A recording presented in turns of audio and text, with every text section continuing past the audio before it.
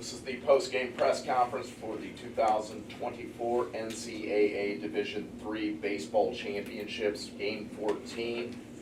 Salve Regina press conference after the Seahawks 5-2 loss to Wisconsin-Whitewater. The Seahawks finished the season with a 40-10 record overall.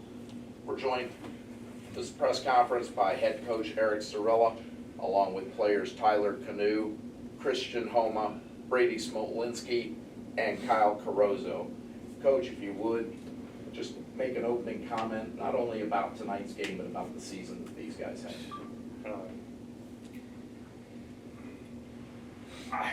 I don't prepare stuff like this. I mean, I don't prepare to lose, so I'm not going to be able to put into words what the season meant to me personally, to the team, to the alumni, to the school. I mean, these guys did it better than anyone who came before them. And look, we played with the best teams in the country. If you look at, from a facility standpoint, the disparity between what we have and what everybody else has, you would put these guys right here on a pedestal, because we're not supposed to beat Wisconsin-Whitewater. We're not supposed to beat Birmingham Southern. We're not supposed to beat these schools. We're not supposed to go down to Salisbury or up to Cortland or wherever you sent us. We played anybody, anywhere, all season long, and we did it with class. And these guys, you know, these 4 guys and the other 40 guys raised the bar for every other team that's ever going to put on a Salve Regina baseball uniform. Today didn't go our way.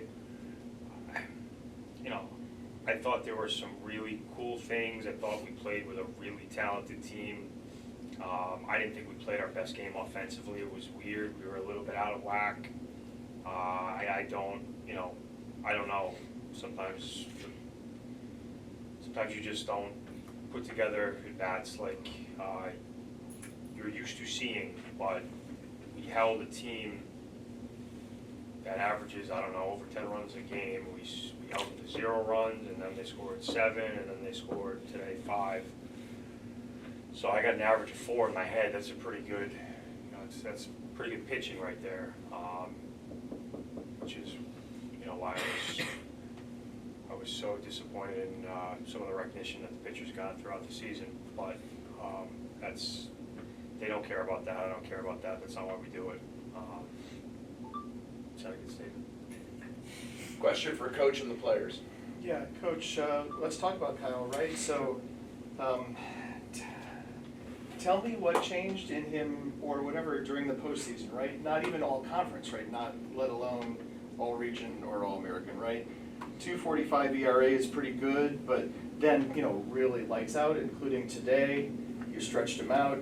I think my back of the napkin math is an 0.71 ERA in the postseason. Just tell us a little bit about his progression this year. I mean, look, Kyle, in my mind, has been good all year long. We have 3 or 4 really, really, really good bullpen arms. And you saw Kyle and Jason Arrigo and Tommy Del Vecchio, and there's a couple all New England players right there. And it was just, Kyle's a great pitcher. We want to get the ball in his hands. Sometimes you're trying to save a guy because you're playing such a tough schedule, and you got him saved, but then you end up using somebody else because it's a 5-run game. You don't want to waste him, and that's just like the life of a reliever sometimes. I bet you if you asked him, he probably got hot in about 60% of the games, and pitched in about, 35% of them. So, but we know he can start. We know he's got good stuff, and that's what the coaching staff felt like was the best recipe to neutralize a really, really talented lineup in Wisconsin-Whitewater. Him and Jason, I thought that gave us a pretty good shot. Listen, if you said, hey, you're going to give up 5 runs today, and you're going to face a guy that started yesterday, and another guy that pitched yesterday, and another guy that pitched, I take that all day long, no questions asked.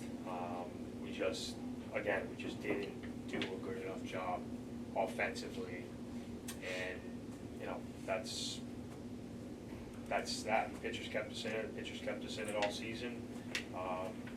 And when they didn't, the hitters did their job, but, you know, just, this is tough, man. This is big boy baseball against a coach that, you know, won a national championship when I was graduating, when I was these guys' age, 22, 23 years old. So they've been here. That's a storied program. And but Kyle was awesome. He gave us a shot to win. I thought he was spectacular. I was looking for 3. He gave us 5, and that's just what Kyle does. Kyle, were you looking to go 5, 6? Well, since I'm very used to just taking it one inning at a time throughout the year, Sean Mulligan came up to me before the game and said, don't take any pitch off, and that's kind of what I just did. I took each pitch as if it was its own thing, and each time we got a strike, and I'm like, all right, do the next one, and then I would get the inning. I'm like, all right, let's go to the next inning. Yeah, I mean, after the 4th inning, I started to feel it a little bit, and Coach told me to empty the tank, and I felt I did that pretty well. And yeah, whenever I felt like emptying the tank, that's just when I did it. But, Brady, can I ask you as the catcher, just to talk about what Kyle was doing today and how it was working for him? I mean, just gutsy is the first word that comes to mind. I mean, he's been back-end guy all year, 8th, 9th inning guy coming in for 1 2/3, couple innings, you know, a couple 3-inning saves here and there, but biggest game of the year, season on the line, without question, he was ready to go after throwing the other day, and I mean, stats and watching the game shows for it itself. I mean, he just competed all day, and like Coach said, just gave us a chance. Couldn't take advantage of it, but he gave us a chance to win, so that's all you can ask for. I'll stop not blighting in a second, but I have a follow-up if it's okay. All right. We talked about some of the things that you guys did to keep them in check, but you threw out 3 runners trying to steal, and I know they got you once, but talk about that part of your game. Can I say one thing before? Please. There was a point in there, which nobody in this room understands. There was a pick called. We had a pick, and I think it was Jason Arrigo, who has as good a breaking ball as anybody, actually delivered the pitch to him. Uh-huh. So here he is expecting, he has no idea what's coming at him. Jason Arrigo throws a curveball, he catches it and throws a guy out. That doesn't happen. So just to give you an idea how good Smo is back there and how much we trust him. I mean, it's All right, like so 4 one of those people. was on hard mode, is what I'm hearing. I mean, I like to say I beg for teams to run. It's my favorite part. I mean, I love every part of the game behind the plate, calling the game, working with my pitchers, blocking, throwing guys out, but it's, for me, the most rewarding is when I can get outs for the team. So I feel like you running on me is kind of like a sense of disrespect. That's how I take it. So if you're going to run, I'm going to throw you out. That's where my mindset is. Not always the way it happens, but it's how I like to think about it. Tyler, I cover minor league baseball here, and I don't see him hit over those bleachers very often back there. I know you hit a lot of home runs. Is that the hardest one you've hit? You just walk me through that. Yeah, to put it simple, yeah, I think that might have been the hardest and farthest ball I've ever hit in my life. Couldn't have come at a better time. I'm just thankful I got the chance to do it. Why has this run meant to you personally and for this team? Let's talk a little bit about it, but no one's ever done it in this school. I mean, we have always talked about it coming in, starting in the fall, talking about what we want to do with the team. We're always talking about how this is the goal, but we did it. Got here. First team in Salve history to do it. I'm so proud of everybody. Guys, can you expound on that? What does it mean to reset the bar for Salve baseball? I mean, it's been a long journey. It started second week of September. Practices started, you know, first day at the field, we're there. It feels like you're there for freaking 14 hours. But just being here, I mean, didn't get the result we wanted, but just being in this situation makes every single thing you go through worth it. I do everything that took us to get here, again, in a heartbeat. And I'm excited to show up next year, second week of September, with kind of chip on your shoulder, knowing what it takes to get here. Gonna be a lot of new faces, all of that, but just ready to get to work, and now all you wanna do is win it. I don't wanna get here, you wanna win it, so do whatever we can to get back here and finish the job next time. We knew we were talented, but we didn't want to talk about this. Like, this is a byproduct of like just taking care of business every day and getting a little bit better and having a better understanding of the game of baseball and what is our system offensively, and just everything that we talk about, everything that we preach.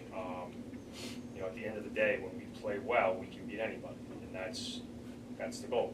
How do you play well? You practice well, and that's what we focus on, is just going about our business the right way. I think we can get lost in a lot of different directions and wormholes if we start talking about your results. It's process driven. That's what made Kyle successful today, and that's what makes these guys successful when they're doing it offensively, defensively.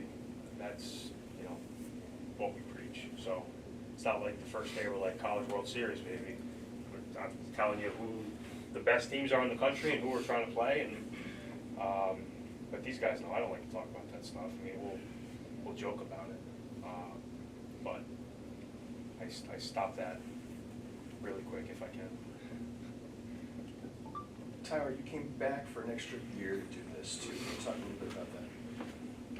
Yeah, I mean, I really, at first glance, I just wanted another year of baseball. I knew we were going to be good. I knew we had a great program. I mean, the initial decision to come back was just enjoy another year of baseball. But once we got going, once we got to conference, once we got to regionals, it really it was surreal. Like, it was kind of just like, wow, like I came back for this specific reason, and we did it. Like, I came back with the one intention to get here. That's all these guys, all the seniors, it's all they've ever done is compete in regionals every single year. 21, 22, 23, 24. So that's where the bar is now. Maybe ask Christian and maybe the junior class about inheriting that, or that sort of thing.